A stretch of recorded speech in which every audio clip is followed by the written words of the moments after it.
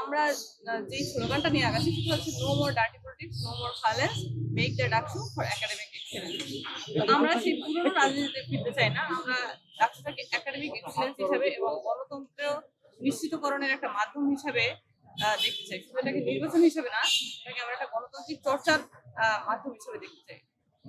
তো আমরা যেই বিষয়গুলা নিয়ে কাজ করতে চাই, আগ্রহ মোটা থাকে, সেটা হচ্ছে আমরা প্রথমেই বাসস্থান। আমাদের জন্য আমরা ভীষণ রেখেছি যে অন স্টুডেন্ট, অন বেড এবং অন সিট। বাসস্থান সংকটটা খুবই প্রকট আমরা দেখে থাকি যে, তো বাসস্থানটাকে কিভাবে নিশ্চিত করা যায়, প্রত্যেকটা স্টুডেন্টের জন্য একটা সিট নিশ্চিত করা যায়, সেটার লক্ষ্যে আমরা কাজ করব। এবং আমাদের হল ক্যান্টিনগুলোতে যে খাদ্যের মান সেটা কিন্তু খুবই বাজে এবং হচ্ছে খুবই খারাপ। তো হচ্ছে বিভিন্ন সময় আমরা বিভিন্ন কিছু পেয়ে থাকি, একবেলা দেখা যায় খাবার খাওয়ার পরে অন্য বেলা আর খেতে ইচ্ছা করে না। তো এই খাদ্যের মানটা কিভাবে পুষ্টিগুণ নিশ্চিত করা যায় সেই লক্ষ্যে আমরা কাজ করবো। এটার জন্য যদি প্রশাসনকে ভর্তুকি আরো বাড়িয়ে দিতে হয় সেটাও আমরা নিশ্চিত করবো। এবং আমরা যদি হচ্ছে আমরা আমাদের প্রথম ইশতেহার যেটা রেখেছি সেটা যদি বলতে চাই যে ডাকসুকে ক্যালেন্ডারভুক্ত করা। এই যে ডাকসুর পিছনে কিন্তু একটা লড়াই সংগ্রাম করতে হয় ডাকসু নির্বাচনটা নিয়ে আসার জন্য। যে হচ্ছে আমরা এই যে যেমন এই যে 2025 সালের ডাকসুটা, সেটা নিয়ে আসার পিছনে কিন্তু অনেক লড়াই সংগ্রাম আছে। এই যে আমাদের ভিপি প্রার্থী বিনিয়ামিন মোল্লা ভাই, সে কিন্তু প্রায় 72-74 ঘন্টার অনশনের পরে, এবং তার সাথে আরো ছিল অন্যান্য যে স্টুডেন্টরা, এবং আমরাও ছিলাম, আমরা সংহতি জানিয়েছি এবং আমরা ডিরেক্ট আন্দোলন করেছি, তারপরে ডাকসুটা নিশ্চিত হয়েছে। এইটা যদি আর না করতে হয়, এটা যদি ক্যালেন্ডার মুক্ত হয়, প্রত্যেক বছর এরকম একটা উৎসব মুখর পরিবেশ আমরা দেখতে পাই, সেটার জন্য কাজ করে যাবো। এবং হচ্ছে এই যে স্বাস্থ্য ব্যবস্থাটা, আমরা যদি স্বাস্থ্য ব্যবস্থা দেখতে যাই, ঢাকা ইউনিভার্সিটির যেমন দৃষ্টিকোণ খারাপ, সেরকম স্বাস্থ্য ব্যবস্থাও খুবই খারাপ। দেখা যায় যে আমাদের ইন্স্যুরেন্সের জন্য টাকা নেওয়া হয়, কিন্তু আমাদের যে মেডিকেল সেন্টার সেটার কোনো উন্নয়ন আমরা দেখি না। তো এটাকে কিভাবে প্রশাসনের মাধ্যমে এই মেডিকেল সেন্টার গুলোকে উন্নত করা যায়, এবং হচ্ছে আমাদের ক্যাম্পাসে কিন্তু আপনি কোনো মেডিসিনের কোনো দোকান দেখবেন না। তো আমরা এটা নিশ্চিত করতে চাই কিভাবে হচ্ছে বিভিন্ন কর্নারে মেডিসিন কর্নার নিশ্চিত করা যায় এবং দেওয়া যায়, সেটা নিয়ে আমরা কাজ করবো, যাতে স্টুডেন্টরা খুব সহজেই তাদের সমস্যাগুলো থেকে মুক্তি পেতে পারে এবং স্বাস্থ্য স্বাস্থ্য উন্নয়নে কাজ করতে পারে।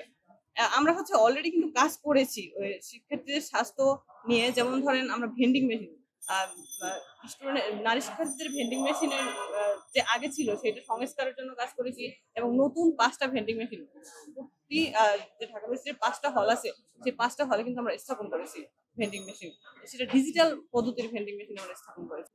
এবং আমরা যদি ক্যাম্পাসের নিরাপত্তার কথা বলতে চাই, যেটা আমি অলরেডি আপনাদেরকে বলেছি অন্য মিডিয়াগুলোতে, যে হচ্ছে ক্যাম্পাসে কিন্তু এই যে অবাধ চলাচল, খবরে পাগল, তারপর বহিরাগতদের একটা যে হচ্ছে অবাধ চলাচল, সেটা কিভাবে নিয়ন্ত্রণ করা যায়, এবং বিভিন্ন ধরনের যে গাড়ি বাইরে থেকে আসছে, যেমন ইদানিং কালে দেখতেছি যে আমরা বাছুর ঢুকে যাচ্ছে, সেই গাড়ি ঘোড়াকে কিভাবে নিয়ন্ত্রণ করা যায়, মানুষ বহিরাগতদের নিয়ন্ত্রণ করা যায়, এবং স্টুডেন্টদেরকে বিভিন্ন হয়রানি থেকে বাঁচানো যায়, সেইটার লক্ষ্যে আমরা কাজ করতে চাই।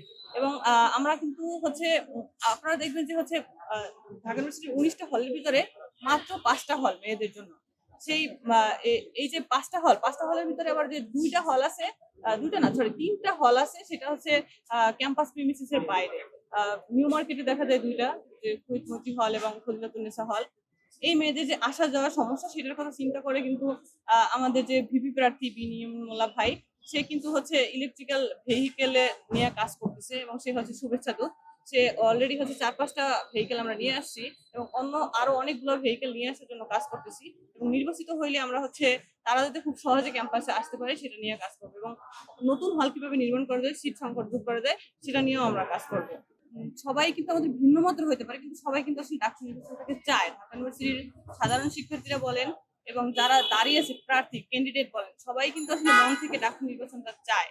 তো আমি সেই জায়গা থেকে বলবো যে আসলে ডাকসু নির্বাচনটা হবে। আশঙ্কাজনক কিছু বিষয় আছে, যেমন যারা এই যে প্রতিটি রাজনৈতিক দল এবং তাদের অঙ্গ সংগঠন, তারা বিভিন্ন চেষ্টা চালাবে, কিন্তু আমরা সেটা রুখে দেওয়ার জন্য বিভিন্ন প্যানেল বা বিভিন্ন ঢাকা ইউনিভার্সিটির সাধারণ শিক্ষার্থীরা আমরা প্রস্তুত আছি।